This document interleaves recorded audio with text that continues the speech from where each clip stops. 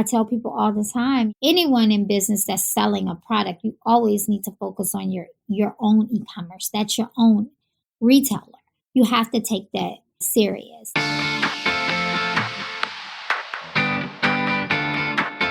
Welcome to Shopify Masters, your companion for starting and building businesses, the podcast that's brought to you by Shopify. I'm Shwang Esther Shan, and today we are chatting with Janell Stevens, the founder and CEO of Camille Rose, the beauty brand that uses food-grade and natural ingredients for healthy hair and skin.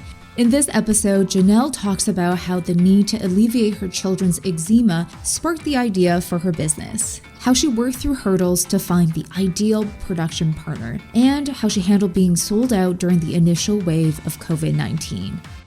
Before our show, I wanted to chat about Shopify Ping. It's a free live chat app for Android and iOS devices. Did you know that shoppers who use live chats are almost 3 times more likely to complete their purchase? With Shopify Ping, you can share products, exclusive discount codes, and help customers make purchases instantly. For more information, visit shopify.com/chat. Now, onto our show.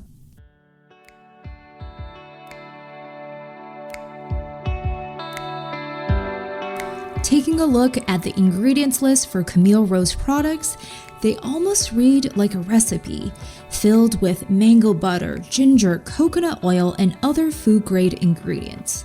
This all stems from founder Janell Stevens' belief that whatever you put on your body should be good enough to eat.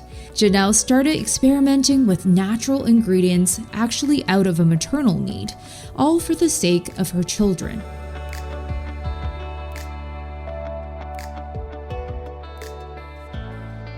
Your journey into entrepreneurship really came out of necessity. You know, as a mom of 5, you were looking for a solution to your children's eczema. So take us back to 2011 and tell us why you wanted to start experimenting as a kitchen chemist. 2011, I went on a quest for all things natural. My kids started having issues with their skin, and nothing that I used on the market helped them. Every physician that I brought them to, they just wanted to prescribe them some type of medicine that is, to me, a temporary fix. And I said, you know what? I want to take it upon myself to research all ingredients. I needed to make sure that what I was using on my family, when we absorb it into our skin, into our hair, it was safe, that it was not causing any underlying conditions that, we didn't know about. And I did just that. I consulted with a specialist, a dermatologist to the stars, as he would call himself, with him about, the severe eczemas my kids was having, the severe diaper rash. And he told me, just watch what you're eating, of course. And he gave me a list of ingredients and products to stay away from and what to use. And I did just that. And within 2 weeks, I saw a difference in their skin. It was clear. So I think that put me on the track to, okay, I am going to make everything myself. I am going to order different ingredients. I am going to consult with herbalists and just see how it goes, because, of course, I had to make sure that I was giving my children the best and using the best for myself and my family. Amazing. And I think from those home experiments, how did you move from finding, remedies for your family into actually turning this into a business and getting other people to trust you and try out your recipes? Well, I was so obsessed with formulating in my kitchen and touching and feeling and smelling different ingredients that I was ordering, and it became like such a hobby of mine. I just found it to be so interesting. And of course, you pass it out to your friends, you give it to your family, and you get their feedback. And when they started to come back for more, it was at that point I was like, okay, they love it just as much as I do. So I'm going to throw up a website and see how this goes. Well, I started getting orders, and for Camille Rose, for my brand, it just kind of grew organically, like word of mouth. Of course, we had our Facebook page. We didn't have Instagram back then, but we had Facebook, and we would post there, and people would come in and tell us their results. They would show their results. And then we just started traveling around doing like different shows, hair shows and body shows and gift shows. And it was really an organic growth for the brand. Moving on to the next stage in business meant Janell had to face new challenges. From bigger production runs to retailer relationships and building out logistics, it might sound daunting, but it was never intimidating for Janell. Never intimidating, because I loved it and I believed in my products so much. It was exciting. It was fun. It was that moment where I realized this is my calling. No intimidation ever entered into my mind. In fact, I believed in my brand so much when I got into my first big box retailer, which is Target. In 2013, I was still handcrafting those products myself. So I did that for about a year because I wanted to ensure that my formula stayed the same. My ingredients was not compromised. I wanted to ensure that the consumers who put me on their shelves and who was ordering the products online initially, they, was getting the same quality product. Gotcha. And how did the Target relationship come to be? Because it's one thing, you're growing from family and friends of friends, and then all of a sudden you have a national distributed retail contract. Yeah. So I did a show. I did a gift show, a hair show, and the show was a little dry at the moment, like no one was there. So that was my very first show I invested in.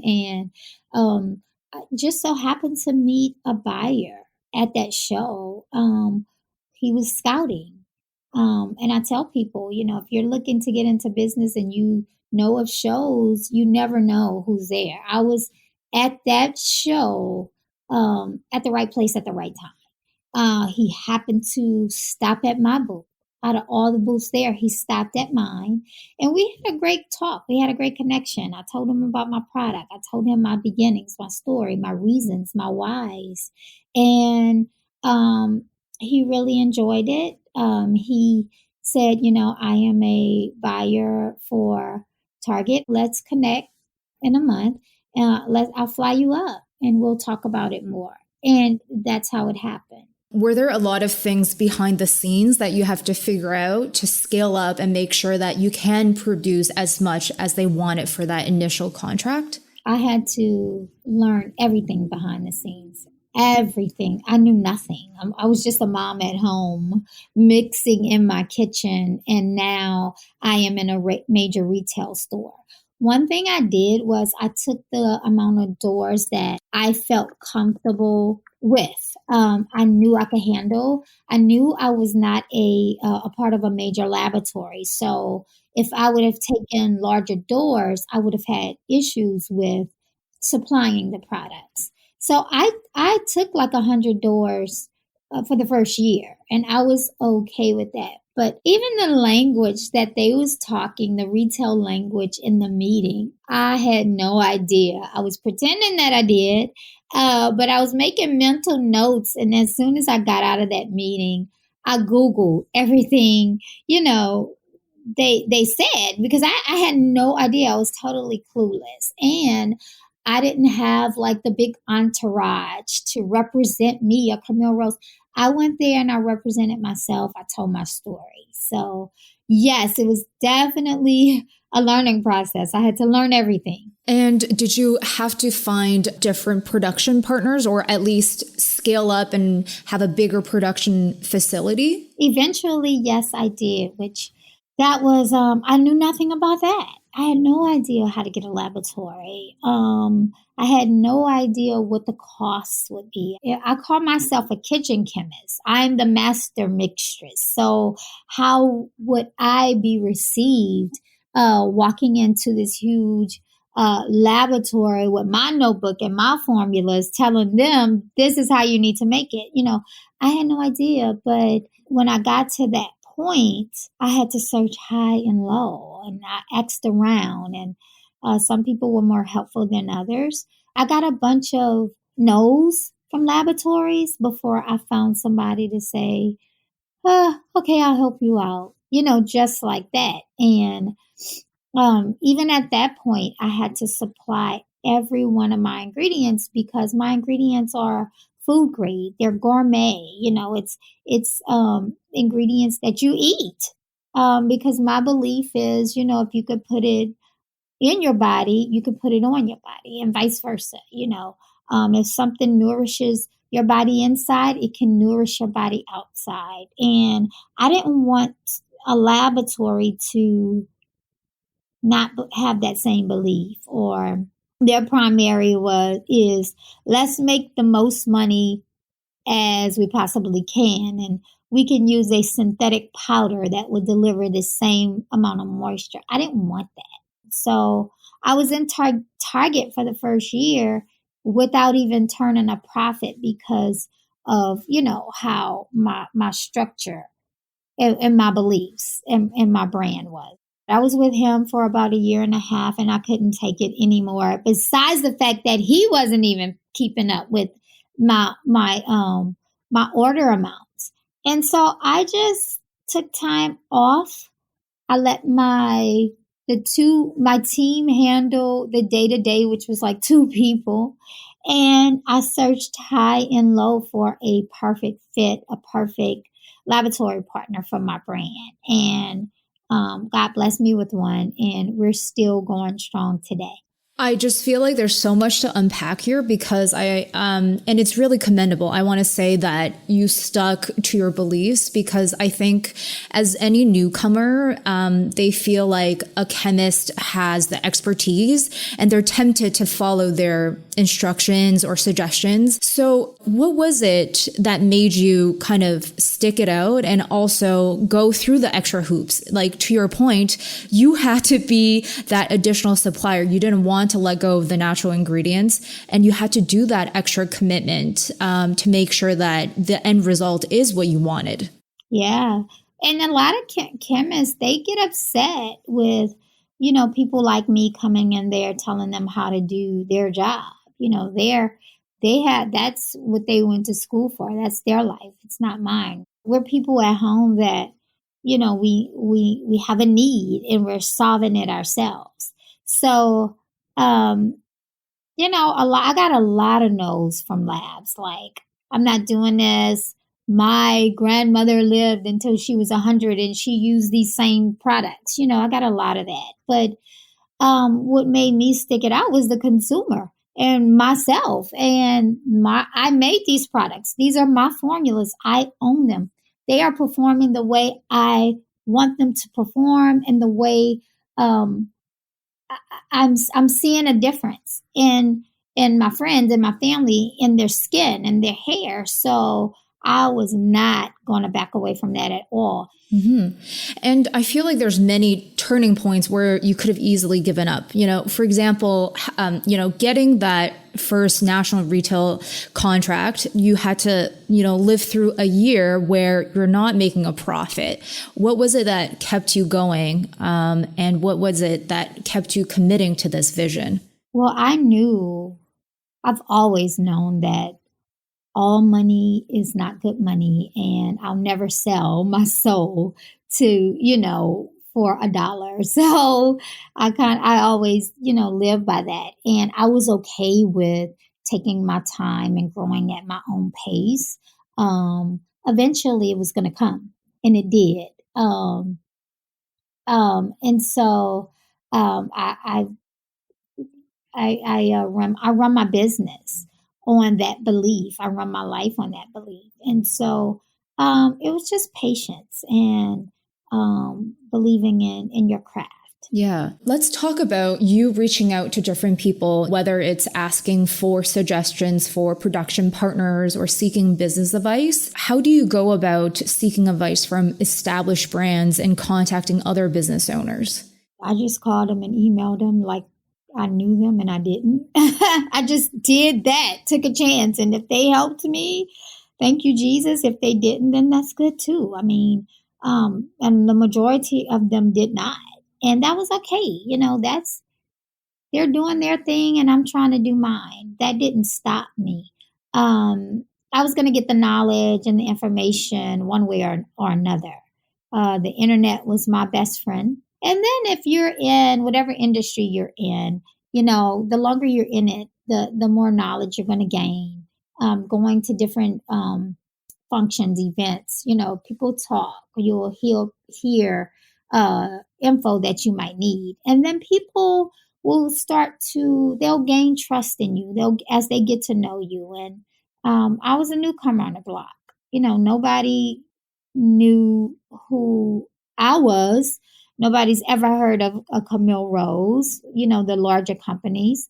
So get away from me, pretty much. But if they kept seeing me around and they kept hearing my brand and the consumer keeps speaking and they see, people are going to the shelves and picking up a Camille Rose product and they're seeing my sales numbers behind the scenes, then I have their attention. Mm-hmm. I love the fact that you are both comfortable and confident to do that, because I feel like a lot of new businesses, they almost get scared of contacting established brands. And I like the fact that you're comfortable with not receiving an answer and you're happy to kind of also pay it forward and help new brands as they are trying to navigate this kind of business journey on their own as well. I'm comfortable, confident, respectful, always humble.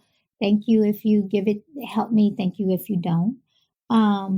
But yeah, absolutely. Let's talk about being in the beauty space, because most consumers don't know that there's only a handful of large international conglomerates and they dominate most of the market. It's only now that there are smaller indie brands that are coming up. Disruptors. Yes, yourself included. So, what is it like being an industry disruptor and, creating the change that you want to see within the beauty industry? I get so much joy, comfort, happiness from knowing that, Camille Rose is offering that different product that people were seeking, that they needed. These people larger companies have been in business since before I was even born. So they've had plenty of enough time to listen to their consumer to get it right. And I was just a consumer myself. I had a need and I just took it upon myself to solve my own issues. And, listening to what my followers are saying. We're very heavy on social media, listening to them, figuring out what they need as well. If you're dealing with something, let me hear you and let's try to solve it. So that's very, very important to me and to my brand. And the great thing is, I am a self-proclaimed chemist. Like I'm my own mistress. So whatever ingredient I'm inspired by, I have the knowledge and the ability to go to my own laboratory and whip it up first. And I do that with every collection, all of my products, before I say, okay, this is it. This is how I want it to perform. This is what I want it to do. Pass it along to my laboratory partners, tell them how to do it. And then, they produce it for me on a larger scale. Mm-hmm. And I think the important part with the representation for Black, Indigenous, and people of color is that so often within beauty, people of color are pushed to one category. For example, you guys just have curly hair, but the fact that you break it down, there's wavy, there's kinky, there's coily, you're in a sense kind of elevating the needs of people, and we are not just one specific category. There's so many different categories that is actually not served. Yes. It's so, I love the multicultural. I love that term. I love textures because it's so many textures, and I love that, and I'm just so into that.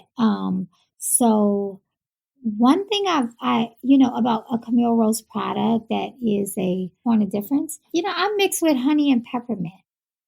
Who doesn't love that? We are so ingredient focused, and that is for everybody. I have products in my range for everybody.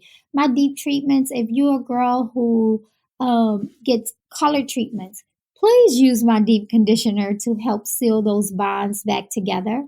Shampoos, my shampoo is infused with ginger. That's for everyone. It's exciting and it's fun. And I'm glad I'm able to offer products to all types and textures. And then, that's also represented in how you share the love of those who love your product. Social is a big part of your brand, and there's so many consumers voicing their love for you. How do you navigate both social media and traditional media? Because you do get so much coverage, from Forbes, from The Real. That is also a whole slew of new relationships that you have to learn to manage, essentially. Yeah, well, initially, of course, I could not even afford to even go that route. I had to do grassroots. Everything was grassroots. I'll say the old school way, where, we had to rely on our followers. We had to rely on word of mouth. We had to rely on those. Back then, they used to do a lot of product swaps. So let me try this. I'll trade you. And, we had to rely on that. And we had to get in there. And I still talk to my followers like I'm their best friend. And so I think that that's important. And then when we started getting more sales and more income coming in for the brand, then, we had to say, okay, let us hire a person where that's their area of expertise. Let them, if they're in public relations and they know how to get us more coverage and help us build brand awareness, let them do that. And so, once we decided to do that and, know that, okay, this is not just a website brand, we're growing. So we started to see a change. Mm-hmm. Was it tough letting go of control at each stage of business as you hire more people? Because I know, you're used to making things and mixing things yourself, and now you have to, give away some of those responsibilities. Yes, because it's, when you birth something from the ground up, it becomes, of course, your baby. And I went through the same thing everyone else goes through. Like, it was tough for me because I don't know. And then, a lot of times that it's all talk. So just kind of weeding out the bad people and holding on to the good and learning how to recognize who can really deliver on what they say.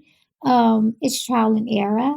I've wasted a ton of money by just doing that. And I think it's necessary when growing a brand. Nobody gets it right the first time. And then realizing that, okay, I have to learn how to let go a little bit and realize that, hey, this vision, what God has for you is for you. It's for no one else. No one else. If it's for you, it is for you. Stop worrying, stop stressing. Just let these people do their job. And that was kind of hard for me. Now I got to the point where, okay, I'm completely exhausted. I need help. I know I need help. Just stop. And so, just going through all those different stages with growing my brand and my business. Yeah. Are there any specific questions, or is there something specific you look for when you are hiring and looking for people to join your team? Yeah, I look at their track record. I initially I was hiring people based on their resume and how they look on paper in black and white, and that was a mistake in itself. I had to learn that okay, you need to hire based on who you're vibing with, what kind of energy they're bringing to you, your brand. Do you enjoy being around these people? If you got stuck in the elevator with them, would y'all laugh until somebody opened the door? All those things are important because I think that if you have good people, good energy, hard workers, people that are like you around you, there's no way you cannot win. Through the constant changes and challenges of COVID, Janell and her team had to pivot and change their whole marketing strategy. Instead of their planned in-person events, they moved online and into customers' homes virtually. And that ultimately resulted in a sold-out moment. Again, we just put all of our heads together and we got our minds working. No one knew what a shutdown meant. That's never happened in my lifetime. So we didn't know. We just said, okay, when retailers close, that's a loss of income for your business. So what do? I tell people all the time, anyone in business that's selling a product, you always need to focus on your own e-commerce. That's your own retailer. You have to take that serious. So, and let me shout out to Shopify for helping us through that time as well. But we focused on our e-commerce. Our 2020 marketing plan completely went out the window.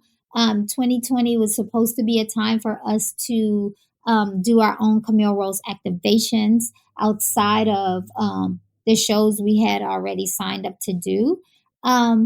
So we said, let's take our 2020 plan, which is going around the world with the Camille Rose Culinary Beauty Kitchen. We just have to bring our beauty kitchen to our Instagram page. We have all these followers on our page. That's an amazing opportunity to let all of them experience it. So we did just that. We had so many lives on our Instagram page. We took our beauty kitchen on our page. We had our brand stylist on our page talking about styles, how to use our product. We had an esthetician on our page. We even had yoga instructors. We brought DJs. We brought a violinist just to help calm people's anxieties. I had a psychologist on. My husband is an oncologist. I had him come on and talk about COVID and how to stay safe and the effects of it. We did it all. We teamed up with influencers. So we just put our marketing budget for 2020 on our own e-commerce and on our social pages. Amazing. And it truly paid off to the fact that you guys did sell out. And how did you navigate a time where logistically shipping things might get delayed, and yet you're also experiencing this sold out phenomenon for your inventory? Yeah, so when COVID hit, we are just starting to get back on track with getting all of our components and our ingredients. It was like a domino effect. It wasn't just everybody felt it. Everyone in business, suppliers, retailers, everyone felt it. And I think that communicating with your consumers, communicating with your customers and letting them know, due to COVID, this is the reason for your delay. And they were, everyone they understood.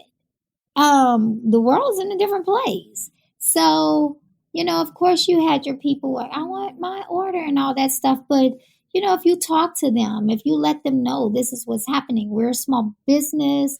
we are trying, hard and to make sure that you are still getting your products on time. So they were pretty understanding. Mm-hmm. Amazing. How about the balance between navigating being a mom of 5, having your family life, and going through all this growth with your business? That's hard.